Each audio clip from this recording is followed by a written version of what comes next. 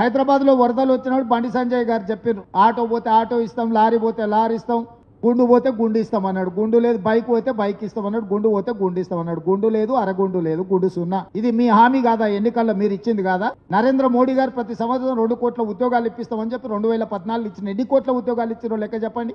నరేంద్ర మోడీ గారు 2022 లోపల ఈ దేశంలో ఉన్న ప్రతి పేదవాడికి ఇల్లు కట్టిస్తాం, ప్రధానమంత్రి ఆవాస్ యోజన అన్నాడు. తెలంగాణ రాష్ట్రానికి ఎన్ని ఇచ్చిందో లెక్క చెప్పండి కిషన్ రెడ్డి గారు. మీరు రైతుల ఆదాయం 2 ఇంతలు చేస్తా అని మీరు ఎన్నికల మేనిఫెస్టోలో పెట్టారు. రైతు వ్యతిరేక నల్ల చట్టాలు తీసుకొచ్చి 100 మందిని బలి తీసుకున్నారు ఢిల్లీలో కిషన్ రెడ్డి గారు. అప్పుడే మర్చిపోయినరా మీరు? ఇవాళ తెలంగాణలో బీసీ కులగణన చేస్తే బీసీ కులగణనలో మైనారిటీలను చేర్చారు కాబట్టి మేము తిరస్కరిస్తాం, రద్దు చేస్తామంటారు. నేను కిషన్ రెడ్డిని సూటిగా అడుగుతున్న, పక్కలున్న ఆంధ్రప్రదేశ్ మీ ప్రభుత్వమే కదా, పక్కలున్న ఆంధ్రప్రదేశ్ లో మైనారిటీ రిజర్వేషన్లు రద్దు చేయండి మీకు చేతనైతే. పక్కలున్న రాష్ట్రంలో మైనారిటీలకు బీసీ రిజర్వేషన్లు లేవా? ఇవాళ కిషన్ రెడ్డిని బండి సంజయ్ సూటిగా సవాల్ ఇస్తున్నా నేను. గుజరాత్ లో 29 ముస్లిం ఉపకులాలు బీసీ రిజర్వేషన్లు అనుభవిస్తున్నారు నరేంద్ర మోడీ గారు సొంత రాష్ట్రంలో. బీహార్ లో 26 ముస్లిం బీసీ కులాలు రిజర్వేషన్లు అనుభవిస్తున్నాయి.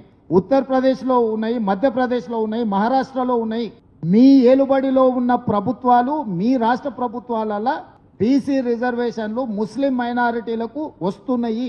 మండల్ కమిషనే రికమెండ్ చేసింది బీసీ ఉపకులాలలో మైనారిటీలు ఉన్నారు అని. దూదేక్లా, నూర్ భాష ఇట్లాంటి చాలా మైనారిటీ ఉపకులాలు ఈ రోజు బీసీ రిజర్వేషన్లు ఉన్నాయి. ఈ రోజు కులగణన జరిగితే మీరు అధికారం కోల్పోతుందనే దుఃఖంలో కిషన్ రెడ్డి గారు ఈ రోజు అడ్డం పడుతున్నాడు బీసీ కులగణన మీద.